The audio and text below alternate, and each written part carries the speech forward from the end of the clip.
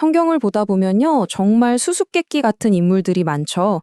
그 중에서도 딱 몇 구절만 등장하는데, 와, 그 존재감이 역사 전체에 어마어마한 그림자를 들이운 사람이 있습니다. 오늘 성경 최초의 슈퍼 악당으로 불리는 바로 그 남자, 니무롯의 정체를 낱낱이 파헤쳐 보겠습니다. 성경은 그를 이렇게 소개합니다. 세상의 첫 용사? 용감한 사냥꾼. 어때요? 이것만 딱 들으면 뭔가 굉장히 긍정적인 느낌 아닌가요?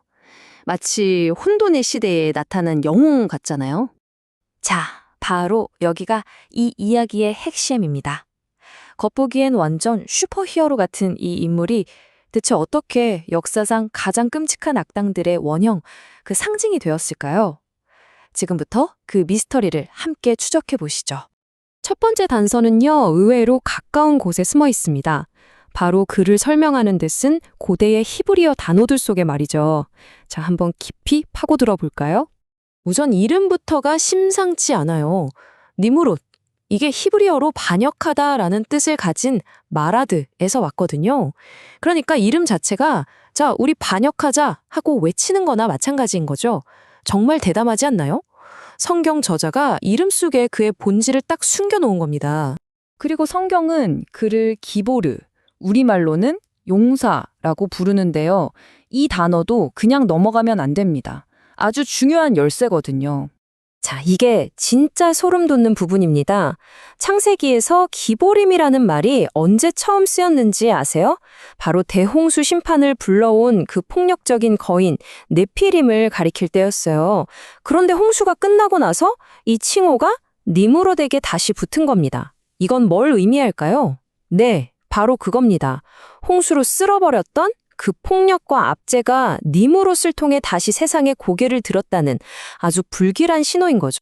물론 당시 사람들 눈에는 용감한 사냥꾼이라는 칭호가 정말 멋있게 보였을 겁니다. 맹수들로부터 사람들을 지키고 혼돈을 정리해서 질서를 세우는 뭐랄까 구원자 같은 이미지였겠죠. 하지만 재밌는 건 성경 전체를 놓고 보면 사냥꾼이라는 이미지가 그렇게 좋지만은 않다는 거예요. 대표적으로 에서 되게 충동적이고 폭력적인 인물이었잖아요. 반대로 아브라함이나 다윗처럼 위대한 믿음의 인물들은 늘 생명을 돌보는 목자의 모습으로 그려지죠.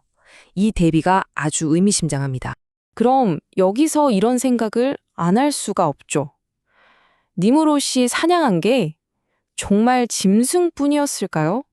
아니면 사람들을 사냥해서, 즉 폭력으로 정복해서 자기 제국을 세웠다는 그런 무서운 뜻은 아닐까요? 해석이 갈리는 가장 결정적인 구절이 바로 여호와 앞에서입니다.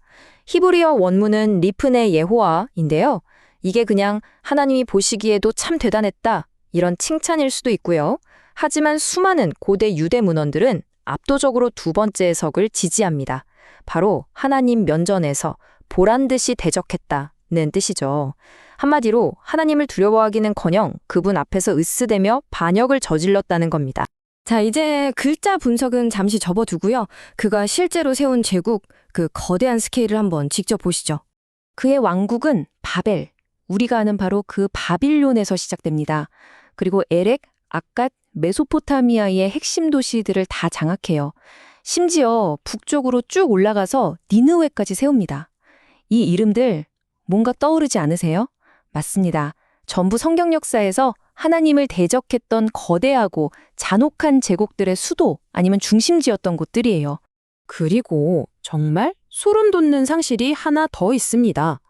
고고학자들이 성경에 나오는 그의 도시 갈라의 유적을 찾아냈거든요.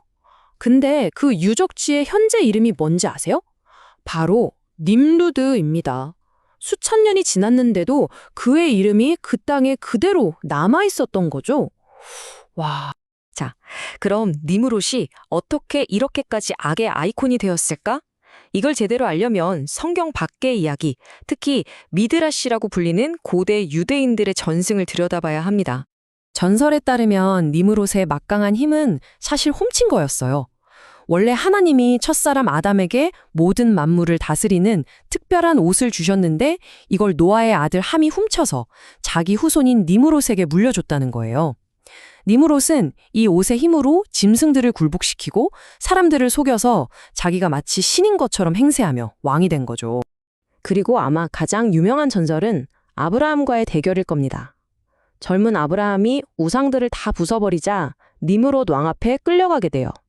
니무롯은 그를 벌하기 위해 활활 타오르는 용광로 속으로 던져버립니다. 하지만 어떻게 됐을까요?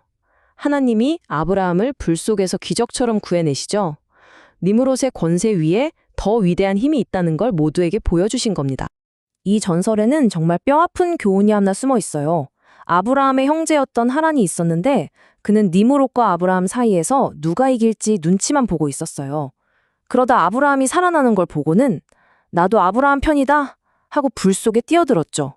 결과는 어땠을까요? 그는 그대로 타죽고 말았습니다.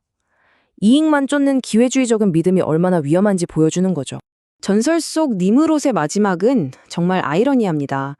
평생을 사냥꾼으로 살았던 그가 결국 또 다른 위대한 사냥꾼, 바로 에서의 손에 사냥당해 죽음을 맞이하거든요. 폭력으로 흥한 자, 폭력으로 망한다는 말이 딱 들어맞죠. 자, 이제 지금까지 나온 모든 조각들을 한번 맞춰보겠습니다. 니무롯이라는 인물은 과연 무엇을 상징하는 걸까요? 이 슬라이드가 모든 걸 말해줍니다. 새삼을 만들어가는 두 가지 방식, 사냥꾼의 길과 목자의 길이 있다는 거죠. 니무롯은 자기 이름을 드러내려고 탑을 쌓고 힘으로 지배하는 사냥꾼의 길을 대표합니다. 반면 아브라함은 하나님의 이름을 높이려 제단을 쌓고 약속을 믿으며 순종하는 목자의 길을 보여주죠. 완전히 정반대의 길입니다. 이제 그림이 완성됐습니다. 이름의 뜻은 반역자, 근거지는 바빌론, 목표는 세계 통일, 그리고 신실한 사람들을 핍박하는 것. 이 모든 특징들 어디서 많이 들어보지 않았나요? 맞습니다. 성경이 말하는 마지막 때의 폭군, 적그리스도의 원형. 그게 바로 니무롯입니다. 시대를 초월하는 폭군의 상징인 거죠. 결론적으로 성경 최초의 슈퍼히어로라는 건 겉모습에 불과한 가면이었던 겁니다. 그 가면 뒤에 숨겨진 진짜 이야기는 바로 인류 최초의 슈퍼 악당이 어떻게 태어났는가에 대한 것이었죠. 니무롯은 오직 자기 자신의 이름을 내기 위해 도시를 세웠습니다. 수천 년 전 이야기지만 이건 오늘 우리에게도 똑같이 던져지는 질문입니다. 여러분은, 그리고 저는 무엇을 위해 내 인생이라는 도시를, 내 경력이라는 탑을 쌓아 올리고 있습니까?